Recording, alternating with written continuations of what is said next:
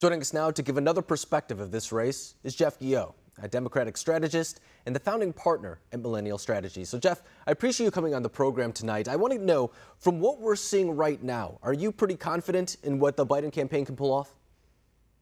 I'm pretty confident that Joe Biden will be the president-elect of the United States within the next few hours. My sources indicate we're probably going to get a call in either Arizona or Nevada or both. And just one of those, after the call in Michigan made by several networks, is going to put him over. And the ironic thing, I saw in your previous segment, you were talking about the Fox News desk.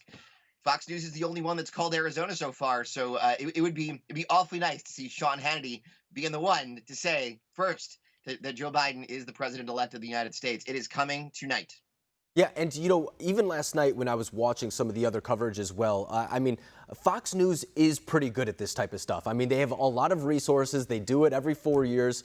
You know that it's not a decision that they make necessarily easily when they have to call Arizona for Joe Biden, for example. But even very early on, I saw some of the other networks who are very critical of Fox News saying, you know what, I'm all for criticizing them, but this is one area where I really can't do so. But there were other races down the ballot, for example, where it seems that perhaps Democrats didn't perform the way they thought they would, particularly in the Senate, maybe even some of the House races as well. What do you think that's a testament to? Well, I think, first of all, there's a lot of paper out there and a lot of these down ballot races on the House level, on the state legislative level. So I think it's too early to categorize blue wave versus red wave. But Sure. I can tell you that, there certainly appears to have been a bit of a messaging error in key suburban areas. Democrats in a lot of places in the country focused on issues relating to COVID-19 response, to healthcare. Healthcare was the winning issue in the 2018 midterms, after all. But Republicans and independent voters seem to respond more to a law and order message, certainly in these uncertain and frightening times. And I think that gave the Democrats a lot of trouble in a lot of key suburban areas around the country. Is it going to be enough to put Donald Trump over? Certainly not. And there is still an inside straight draw shot at the U.S. Senate that runs through Georgia and North Carolina. But I think that's the primary reason why you didn't see this blue tsunami that folks were talking about, because we live in a very uncertain time, and I think folks responded well to a law and order message. And, when it comes to, for example, Democrats not able to have this blue wave in the House, I think that it's also worth noting that they did make pretty big gains in the midterms as well. So, adding on to those would be, of course, extra credit for them. But, they are still going to hold the House. So it's not like necessarily it went the other way or anything like that. But No, I think that when it comes to demographics, there is something to be said. And I remember a lot of Bernie Sanders supporters saying this during the primary when Latino voters were propelling him to victory, and then it was black voters that were really supporting Joe Biden. We're seeing in places like Texas, for example, and Florida, that maybe Latino voters weren't coming out for Joe Biden the same way that they thought they would. But then we look at Arizona, for example, and it looks like they did. So when it comes to Latino voters, what's with the divide there? Yeah, I'm glad you mentioned Arizona, because I think it's getting lost in the media narrative after what you saw in Miami-Dade County. That we're going to have like 80% of Latino voters in Maricopa County in Arizona coming out for Vice President Biden. But I do think the Trump campaign was able to launch surgical strikes into key Hispanic areas, talking about the threat of socialism and things like that. It worked like a charm in Miami-Dade County. It's 7:25 last night. All of Democratic world, kind of gasped when they saw the numbers in Miami-Dade.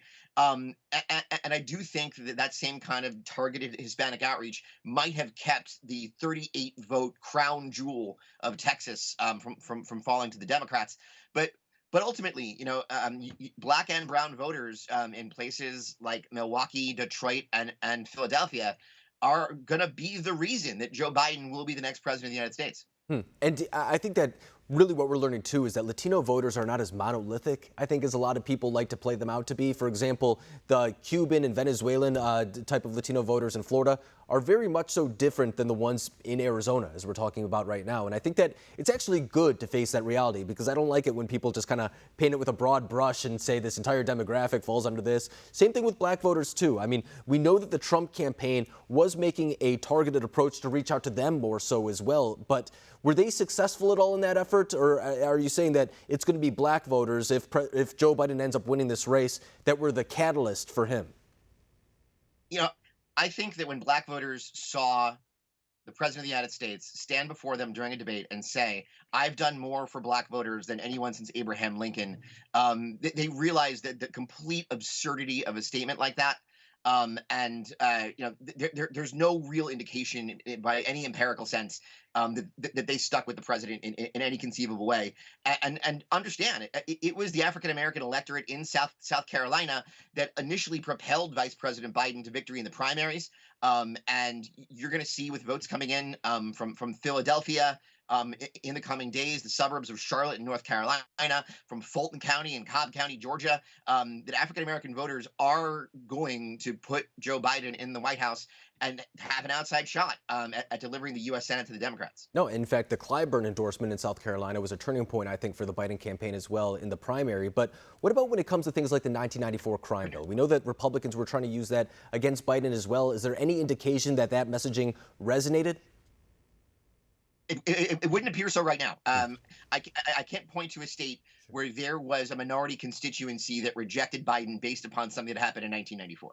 I mean, and that's a good point, too, because, I mean, a big part of this campaign was trying to make Biden's record one part of the equation, while at the same time saying that he is a vehicle for far-left policies. And it perhaps looks like maybe the latter argument did work with Latinos, but to your point, too, the numbers that we're seeing right now, it doesn't look like the prior argument necessarily had much of a bearing on a lot of these people. But Jeff Guillot, I really appreciate you coming on the program tonight, breaking down the numbers behind this election. Thank you.